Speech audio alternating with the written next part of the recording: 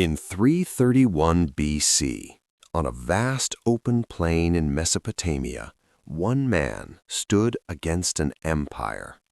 On one side was Alexander the Great, just 25 years old, leading fewer than 50,000 soldiers. On the other, Darius III, ruler of the greatest empire on earth, commanding an army so massive it could cover the horizon. This was not just a battle.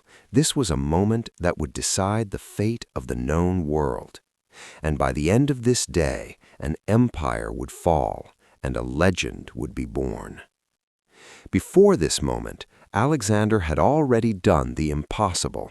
He crossed into Asia with a bold dream to destroy the Persian Empire. At the Battle of the Granicus, he crushed Persian forces. At the Battle of Issus, he defeated Darius himself, forcing the great king to flee. Then came Egypt, where Alexander was crowned as a god king. But he wasn't done. He wanted total victory. Meanwhile, Darius was preparing revenge. He gathered soldiers from every corner of his empire, Persia, Bactria, India, even war elephants. And this time, he chose the battlefield carefully. A wide, flat plain near Gaugamela, perfect for one thing: overwhelming force. The night before the battle, silence filled the Macedonian camp. Alexander's general, Parmenion, made a suggestion: attack at night, catch them off guard. But Alexander refused. "I will not steal victory." He wanted the world to see that he could defeat Persia in open battle. That night, the Macedonians slept peacefully, but across the field, the Persian army stayed awake, afraid.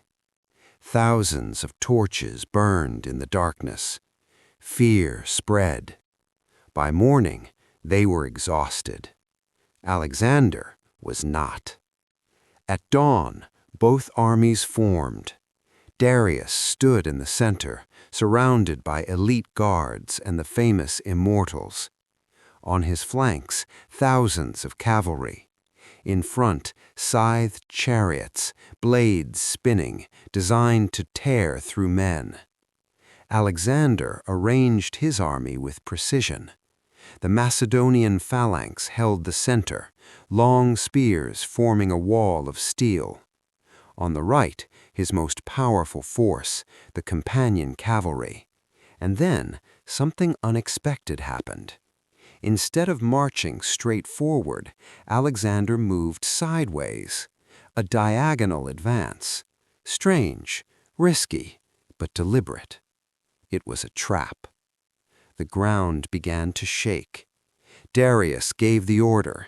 The chariots charged, blades spinning, horses screaming, racing toward the Macedonian lines. But Alexander was ready. At the last second, his soldiers opened gaps. The chariots rushed through, harmless.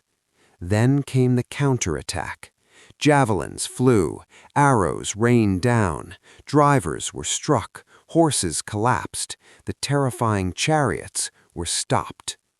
Meanwhile, Alexander continued moving to the right, forcing the Persian army to stretch wider, thinner, trying to surround him. And then it happened. A gap opened in the Persian line, right in the center where Darius stood. Alexander saw it. This was the moment. He formed his cavalry into a wedge, himself at the front. No fear, no hesitation. Then he charged, straight at Darius. The thunder of hooves filled the air. The Persian center broke under the impact. Panic spread like fire. And then Darius saw him coming. Just like before, at Issus, he had run. And now he ran again. The king of Persia turned his chariot and fled. In that moment, the battle was decided. With their king gone, the Persian army began to collapse. But the fighting was not over. On the Macedonian left, Parmenion was under heavy pressure. Persian cavalry pushed hard, threatening to break through. Alexander had a choice: chase Darius or save his army. He turned back, led his cavalry into another charge, and struck the Persian forces from the side. Caught between two attacks, they broke. Now surrounded, leaderless, the Persian army fell apart completely. What followed was chaos. Thousands fled, thousands were cut down. The battlefield became a scene of total destruction. Darius escaped, but his fate was sealed. Not long after, he would be betrayed and killed by his own men. The Persian Empire was finished.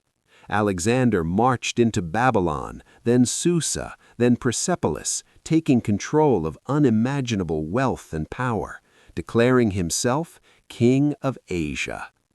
The Battle of Gaugamela was not just a victory, it was a masterpiece, a perfect display of strategy, discipline, and timing. A battle where intelligence defeated numbers, where courage overcame fear, and where one man changed the course of history forever. So remember this: numbers don't win wars, leadership does. And on that day, Alexander the Great proved why he would be remembered as one of the greatest commanders of all time. What do you think? Was he truly the greatest? Let me know. Like and subscribe, share and comment for more.